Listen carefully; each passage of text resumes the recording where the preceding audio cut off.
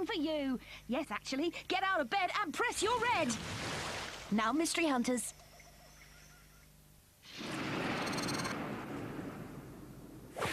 Today on Mystery Hunters. Monsters. We all know they only exist in books and movies, right? Wrong! Take Dracula. He really exists, and I track him all the way to his home in Transylvania. Speaking of vampires, Doubting Dave is thirsting to show you how to make blood. There's another monster that drinks human blood, and one seems to be stalking the back roads of Walworth County, Wisconsin. Could the Beast of Bray Road be a real, live werewolf?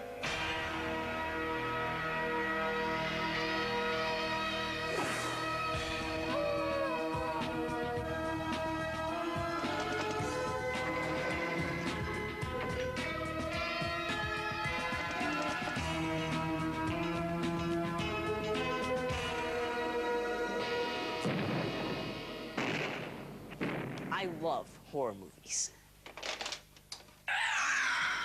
Especially vampire movies.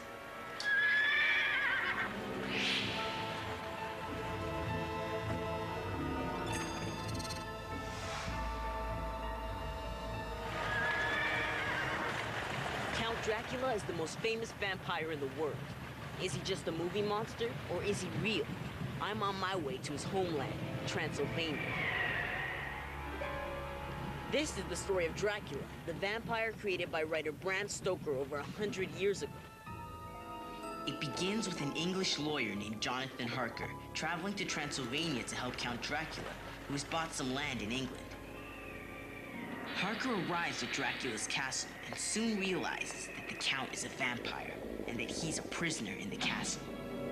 But is it only fiction, or could it be based on fact? Listen to this. A vast ruined castle from whose tall black windows came no ray of light, and whose broken battlements showed a jagged line against a moonlit sky. That's how Bram Stoker describes Dracula's castle. Could this be his real home?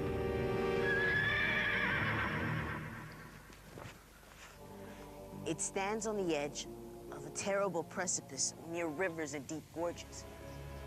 It's exactly like the book.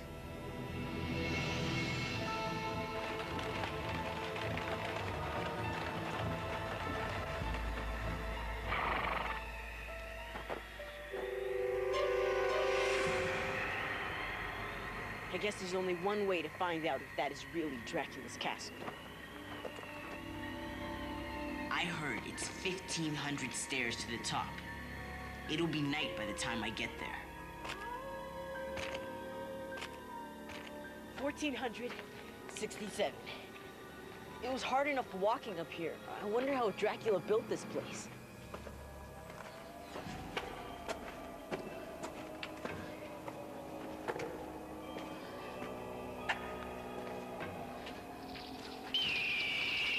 Vampire bats, to thousands of them.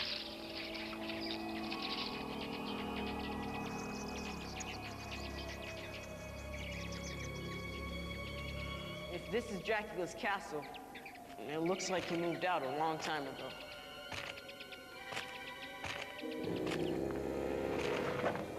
Oh, it's you. This is just one of the castles that belong to him. The Dracul home is in Sigishwara. Dracul? We call him Dracul, and it's the son of Dracul that you must fear. Dracula? He's real. Let's go see if he's home.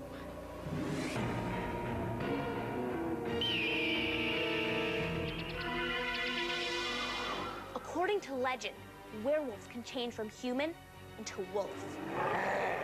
Then they eat human flesh and drink human blood. And according to news reports I've received, a werewolf has been seen in the Midwestern United States. Tom Brickta and Chris Maxwell were driving home along Bray Road in Walworth County, Wisconsin in 1992. Yeah, what's that up ahead? That's when Tom saw it. Hey, slow down a little. A huge, shaggy creature with glowing eyes.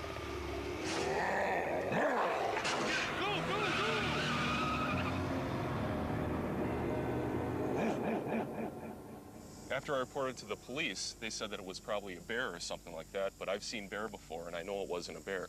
Some people call this creature a werewolf. What do you think it was? The more I think about it, I don't know.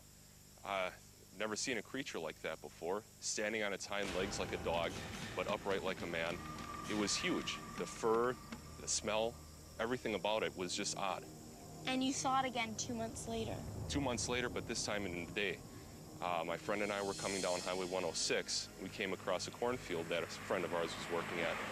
When we slowed the car down, noticed that it wasn't our friend that was walking along the side of the corn. How high were those corn stalks that day? Well, I'm 6'6", and the corn that day was about my height.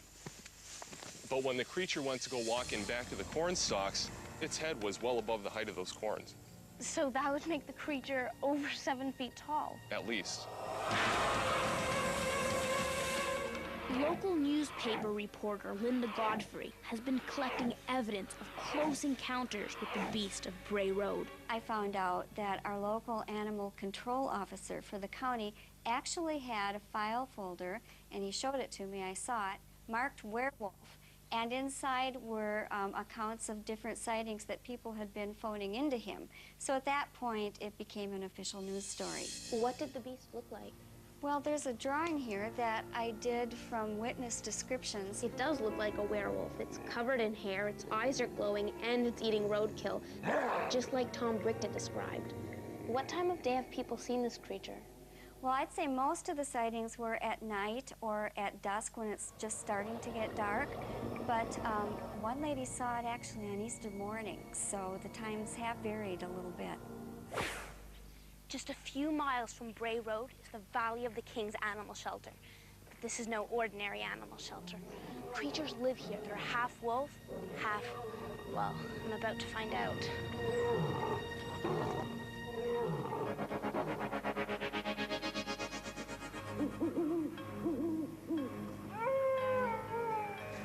The woods are full of mysterious creatures,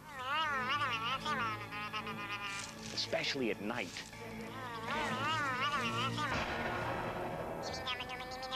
And 9-year-old Cyrus Barangi from Oakville, Ontario, Canada, wants to know about one of the most mysterious of all. Up. Take a look on the Mystery Illustrator. Dear Doubting Dave, my family and I went camping recently, and one night while we were roasting marshmallows and telling ghost stories, we heard a howling noise. I don't believe in werewolves, but there was a full moon that night, and the howl was really creepy. What was it? And why was it howling? Well, Cyrus, very few sounds can freak people out like the howl of a wolf, and that's what I think it was. Some Native American tribes believed that when a wolf was howling, he was talking to the spirit world. Other tribes tell stories of wolves guiding them on hunts by howling to direct them to their prey. Science tells us that wolves travel in groups called packs, and when they hunt for food, they often get separated from each other. Howling is a way for them to find their pack mates and reunite after the hunt. Wolves also howl to warn other packs that this is their territory. And by changing the pitch of their howls, they can even fool rival packs into thinking there are way more wolves than there really are. 2 wolves can sound like 20, which makes other wolves think twice about trespassing. So, Cyrus, even though wolf howls can sound supernatural, there is a natural explanation for them. Anyway, thank you for the great email. Yeah. Oh, wait a second here. I think we parked by... Ow! Ow! Ah.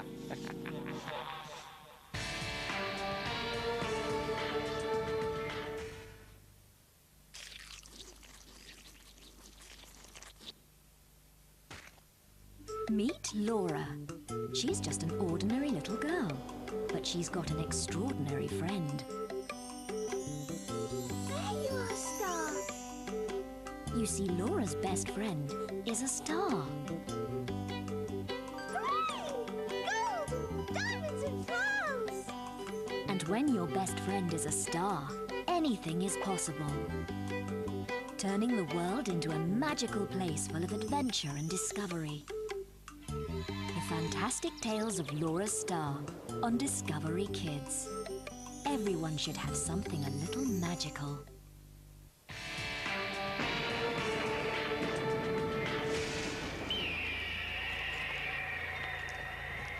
Dracula, he's real. This was one of his castles, but it's in ruins. My next stop, the vampire's home in Sigishwara.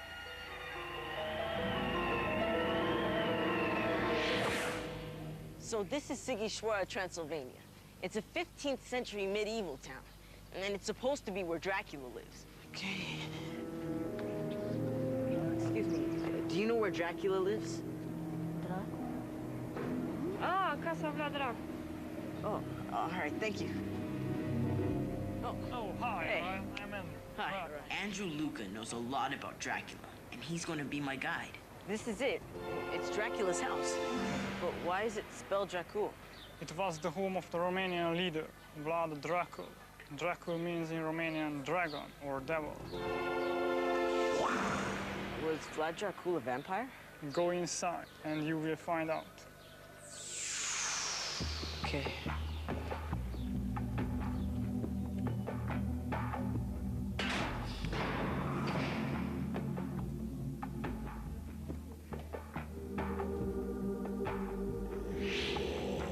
These documents say Vlad Dracula was a Romanian leader over 600 years ago.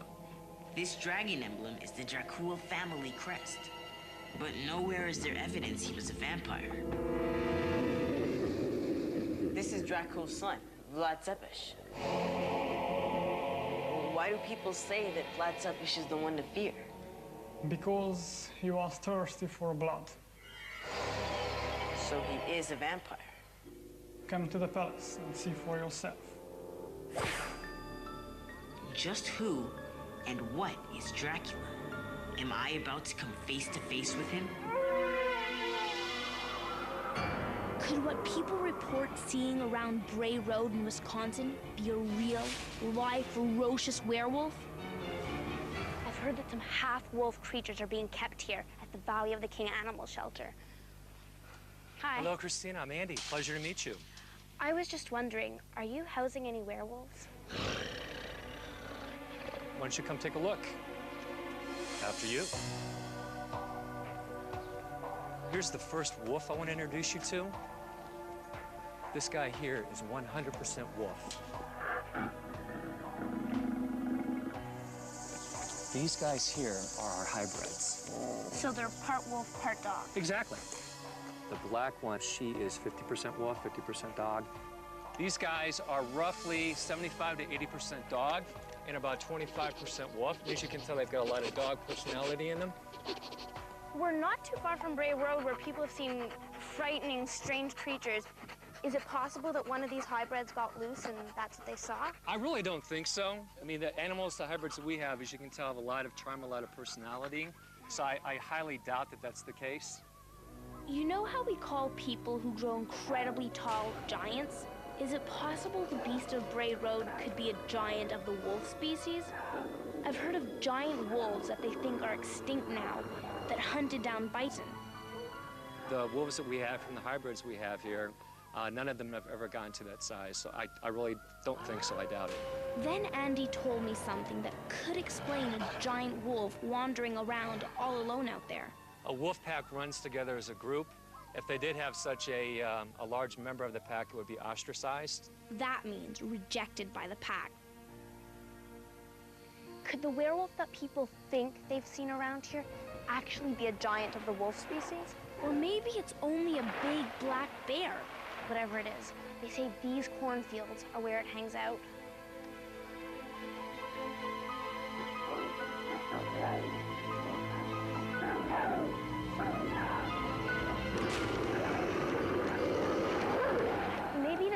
Bray Road is a bear. They kind of look like dogs and they stand on two legs. Could be possible in one or two cases, but I tend to doubt it for most of the sightings because we don't have bears this far south in Wisconsin. Of course, your imagination can play tricks on you sometimes, and that could account for a few of the sightings, but not for 20-some. What's that? Hey, sorry I'm late. I thought I was having a close encounter with a werewolf. Hi, Christina. Hi. Sorry, When Rick Hendricks isn't working as a researcher for a law firm, he runs his own website, which investigates the paranormal. So, what do you think? Is this all just a hoax? Well, if it is a hoax, the person would have to be a very fast runner. Witnesses have reported the beast chasing down white-tailed deer. Wouldn't different people describing the same thing be evidence that werewolves are real? Well, stories about werewolves go back hundreds and hundreds of years. Although there are many similarities in the descriptions, there are some differences too. Do you know what the Beast of Bray Road could be? I'm not really sure what it is. Until we have some hard physical evidence, we won't be able to tell. Physical evidence. If there was any, the police would probably have some. Have you ever uncovered proof that the Beast of Bray Road really exists, Lieutenant McClory? We have not found any proof that it's truly out there. We've looked at it a couple of times. People have said they've seen it. We have not found it. I do have some files I'd like to show you. That'd be great. All right. Lieutenant McClory showed me where the Sheriff's Department keeps their records on the werewolf.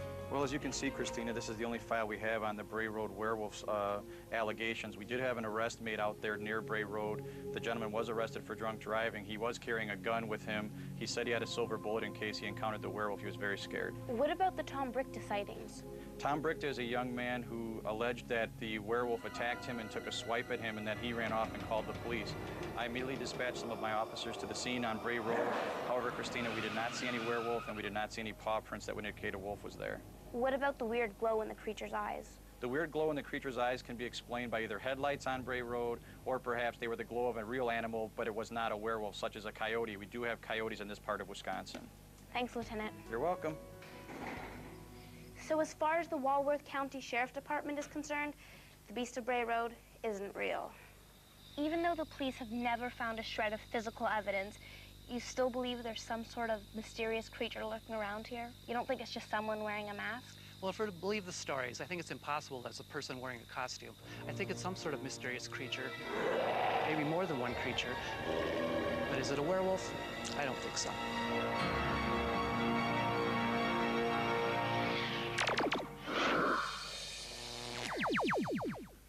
Hey! I just finished donating some blood. I think the doctor was from Transylvania because, Whoa, whoa, whoa, whoa, relax. I was just kidding. Sorry, I fainted at the sight of blood. Oh. This should be interesting. Here's how you can make your own vampire bite marks and fake blood that's so real, it would even fool Dracula. Uh-oh, here I go. Use a special skin wax, also called modeling wax, which you can get at a theatrical supply store or even a drugstore. Make 2 little wax mounds. Using the tip of a pen, push each mound down in the middle, like a vampire fang sank into it. Next, cover the bite marks with some makeup foundation that matches your skin tone. Then, press the bite marks to your neck. You may want to touch up your makeup a bit. Now for the blood. Start with 2/3 of a cup of corn syrup. Then add 1/3 of a cup of water. Then mix in 5 tablespoons of cornstarch. These make the water blood thick. Next, add 3 to 5 teaspoons of red food coloring. Then, a little green food coloring to keep the blood from looking too pink. Real blood is on the dark red to reddish brown side once it's exposed to air. You've got about 5 liters of blood coursing through your veins right now. If vampires did exist, they'd only have to suck out less than half your blood before you die. But you can lose a lot more than that over a longer period, like 24 hours, without dying. If a vampire knew that, He could snack on you for days. Oh, sorry. Now, you can use your fake blood to make your vampire bite marks look fresh. Or to drink at a ghoulish party with friends. It's safe and disgusting. Or for a gruesome chest wound in a homemade horror movie. Oh, for crying out loud.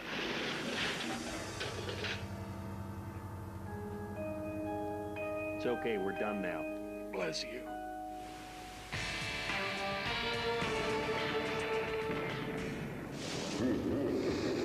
Is it possible Vlad Dracula's son, Vlad Tepes, is a vampire?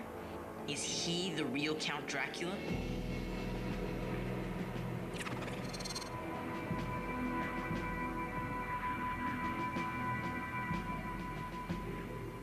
This is the palace where Vlad Tepes gained his reputation as a bloodthirsty man. It's called Turgoviste.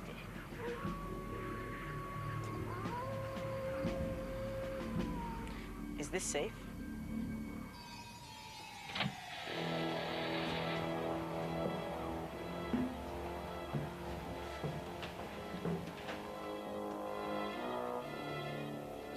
That's Vlad Tepes. He was also called Vlad the Impaler because he would stick his victims on spikes. That's nasty. Some people say he drank their blood. Does that mean Vlad Tepes was a vampire? Is Vlad Tepes the real Count Dracula? Nu, Araya, răspunsul este complet alb. Mr. Yakov, the keeper of the palace, knows what happened here, and he's gonna show me where Vlad Tepes earned his nickname, the Impaler.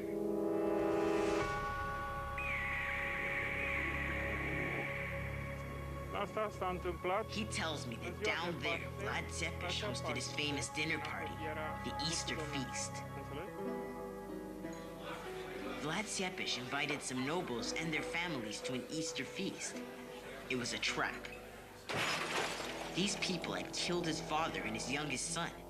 Vlad had his revenge. He forced many of them to build his fort on top of the mountains in Poyanari. The rest he had impaled, stuck on spikes.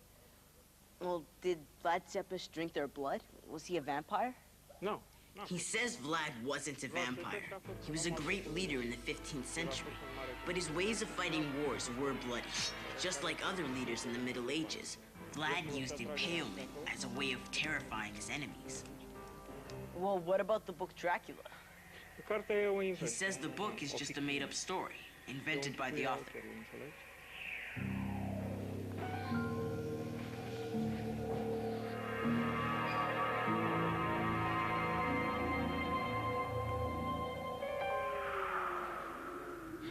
So, it looks like Count Dracula the vampire only exists in fiction in the movies. Bram Stoker did get some ideas for his book Dracula from the real Dracul family that lived here. But there's no proof that Vlad Dracul or his son Vlad Tepes really were vampires.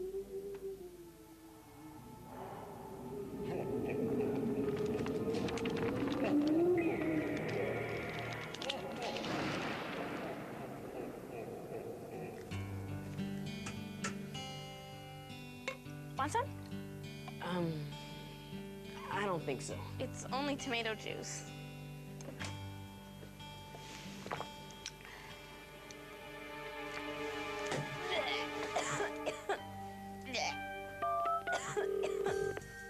Thanks. Worked like a charm. You got it, buddy.